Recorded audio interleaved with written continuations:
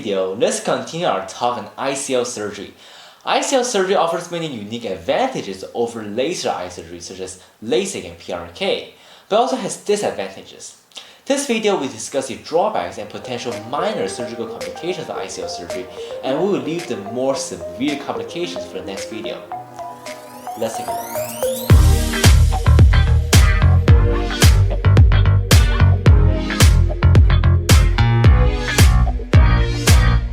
Hi everyone, welcome to my channel. This channel dedicates to providing you with the most comprehensive and up-to-date eye care information so that you know how to take care of your eyes and vision. If you're new to this channel, please hit the subscribe button below to become a new member of this community. This video is also a part of the Complete Your Eye series, so if you would like to check out my other cool videos about ICL surgery, I will leave the link in the comment section below. If not, let's dive into today's video. The first disadvantage is cost.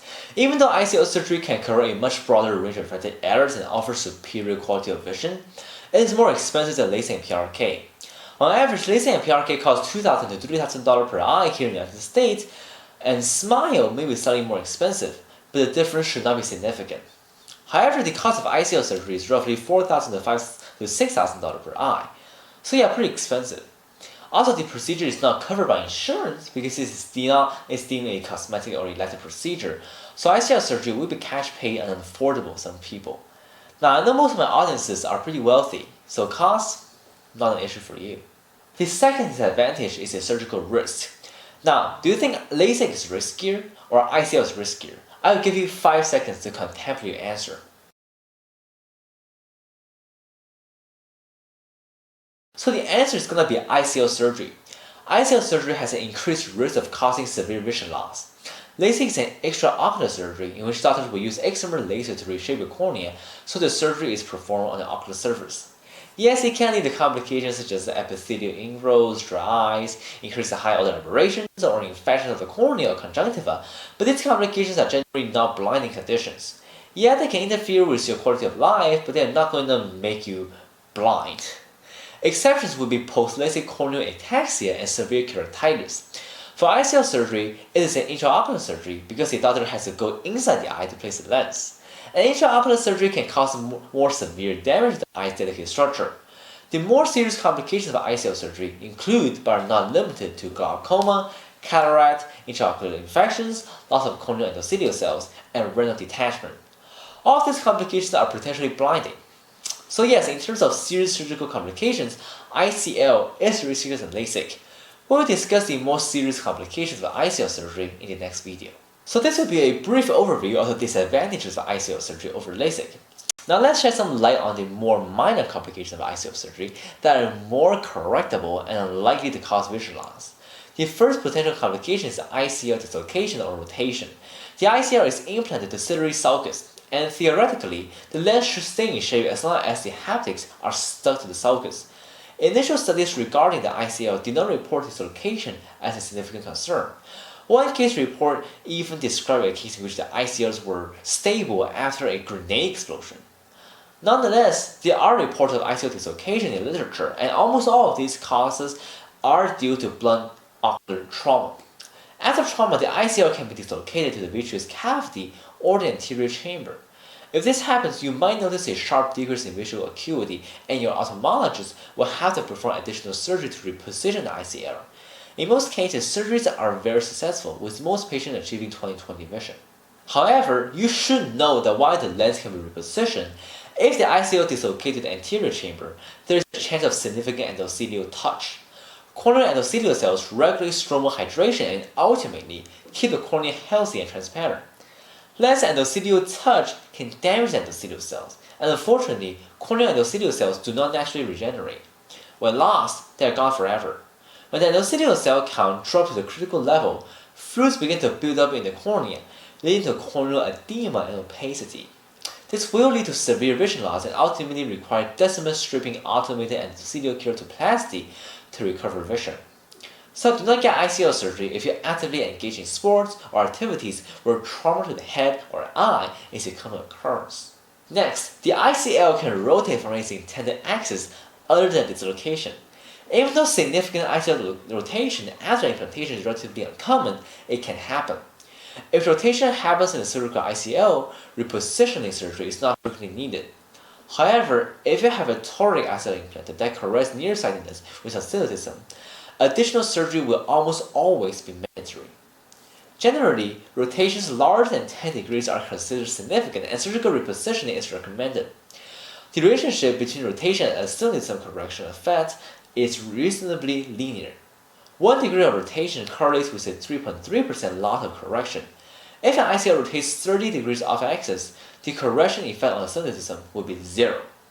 So this is a reminder that if you have a toric ICL implanted, the surgical risk is slightly higher than regular ICL. Also, the higher astigmatism, the higher risk. If you have a minimal amount of astigmatism, that a few degrees of rotation will not impact your vision. But if you need an unusually high amount of astigmatic correction, then even a tiny rotation will have a noticeable effect on your vision. Definitely discuss with a doctor on choosing the right ICL for you. Generally, with minimal astigmatism, you can achieve good vision with regular ICL. But if your astigmatism exceeds 2 diopter, then implanting a toric ICL will almost always be mandatory. Unfortunately, ICL rotation is a complicated process, and studies were unable to identify risk factors of rotation. The major limitation of ICL surgery is inaccurate sizing calculation and imprecise assessment of the intraocular structure. Initially, doctors used the golden rule to estimate the appropriate ICL sizing, adding 0.5 mm to the horizontal white-to-white distance for the myopic model and subtracting the same amount from the hyperopic one. But this method is imprecise and small miscalculations bring about significant ICL positioning errors. Recently, doctors have been using ultrasound microscopy to accurately measure the sulcus-to-sulcus distance. This leads to a more accurate calculation of ICL sizing, but still an imprecise measurement of the structure of the ciliary sulcus. While everybody has unique eye anatomy, the ICL lens only has 4 sizes, and the overall structure of the ICL is fixed. So in short, the ICL might not fit everybody's eyes, which means that ICL surgery is insufficiently personalized. ICL cannot be explicitly custom tailored for your own eye. With incorrect sizing and structure, the ICL can rotate or dislocate easily. People with flat noses might realize that glasses are constantly sliding down when wearing glasses. Similarly, ICL might not position well in the flatter, shadowy ciliary sulcus, leading to rotation.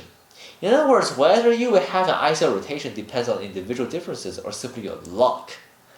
But at the same time, ICL rotation is relatively uncommon, so no need to worry excessively.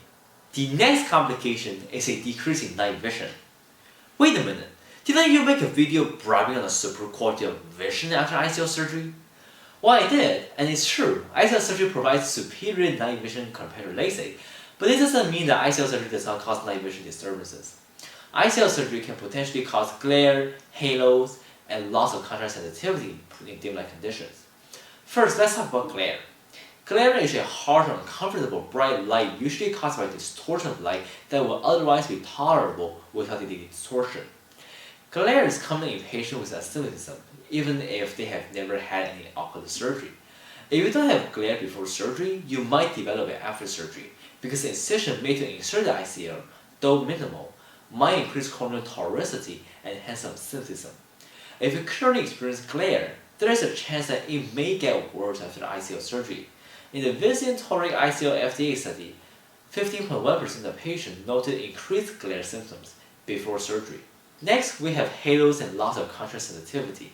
Halos are circular flares or rings of light that may appear around the headlight or other lighted object. Our pupils dilate in dim light conditions to allow more light in to enter the eye. When the pupil dilates larger than the optical zone of the ICL, a small portion of light rays entering the eyes are not corrected by the ICL. This leads to a high optical aberration called spherical aberration, which causes these circular flares of light around light sources called halos. Everyone has a different sensitivity to aberrations, but generally, the larger your pupil size, the higher the risk of experiencing halos post-surgery. In addition to halos, spherical aberrations also lead to decreased contrast sensitivity and foggy vision. Contrast sensitivity is a critical measurement of visual function, especially in low light, fog, or rain, when the contrast between the objects and their background is often reduced. Driving at night is an example of an activity that requires good contrast sensitivity for safety. Even if you have 20/20 visual acuity, reduced contrast sensitivity can make you feel not seeing well. For example, you might have trouble seeing pedestrians walking along poorly lit streets, or you might notice that your eye tire out easily when reading. For foggy vision, because spherical aberrations create this halo effect essentially around any bright light sources, such as this bright label on my shorts and this sheet of paper, when all of these halos come together, they form this unique foggy vision effect. While these visual disturbances can be annoying, the nice thing about it is that spherical aberration is a fourth order aberration, so its impact on visual quality is less than that of coma aberration and triple aberration. In other words, it shouldn't impact your ability to read or use a computer, so that's pretty nice. I will show you a picture of what I see at night. I have a larger pupil size of 7.5mm in a dark room, so I experience night vision disturbances. As you can see, there are halos when I'm walking down the street at night. Fortunately, the halos are relatively less opaque, so I can still drive at night. When I look out at the moon, I see halos. I also realize that my vision at night is not as crisp and clear as during the day. So to sum up, the surgery improved my quality of life, but at the same time, I am not entirely satisfied with the surgical outcome. Fortunately for me, the night vision disturbances are acceptable and don't interfere with my ability to read. I sometimes use Alpha or pilocarpine to reduce my pupil size if I really need to see very clearly. Interestingly, the higher prescription, the higher risk of developing halos, or foggy vision, and loss of contrast sensitivity post-surgery. This is because the higher the Icl lens power, the smaller the optical zone. As you can see in this table, the optical zone is the smallest for lens power between -13 and -18, and the largest between -3 to -9. If you have a relatively larger pupil like mine and need better night vision, you can choose to wait for the V5 model instead of the traditional V4C model, because V5 has slightly larger optical zone. Currently, the V5 is unavailable in the United States and the mainland of China. It's only available in Korea, Hong Kong, and Hainan province of China. If you would like better night vision, definitely wait for the V5. Oh, by the way, everyone, I want you to listen up because this is very important. Theoretically, halos, foggy vision, and loss of contrast sensitivity should be present in any dim light conditions as long as your pupils dilate larger than Icl's optical zone, meaning that they are not only present at night, but they can happen in a darker room, even in the middle of the day. Refractive surgeons often refer to a decrease in night vision as a potential complication of refractive surgery, but really this is downplaying the complications of refractive surgeries. Decrease in night vision should be more accurately described as blurry vision in dim light conditions. In addition to halos, foggy vision, and loss of contrast sensitivity, Icl might also induce ring-shaped dysphotopsia. We must remember that halos and ring-shaped dysphotopsia are entirely different optical phenomena. Halos are colored or whitish circles of light that are smaller and relatively opaque. Ring-shaped dysphotopsia is much larger ring of light and it has more defined edges. It is also transparent in the middle and will not interfere with the central vision. Halos only occur in dim light conditions when the pupils dilate larger than the area of the Icl optical zone.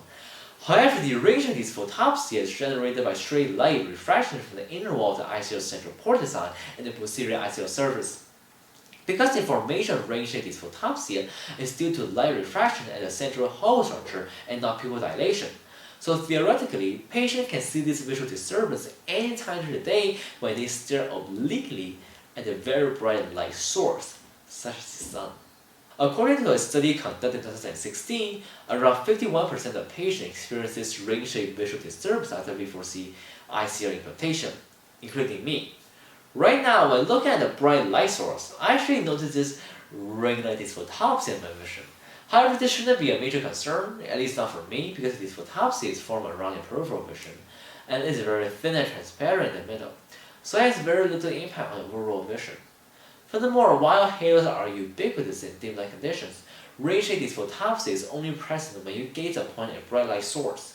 Because this optical phenomenon has to do with the central port design, so to avoid it, you can have the V4 implanted instead of the V4C or V5 model, which doesn't have the central port design.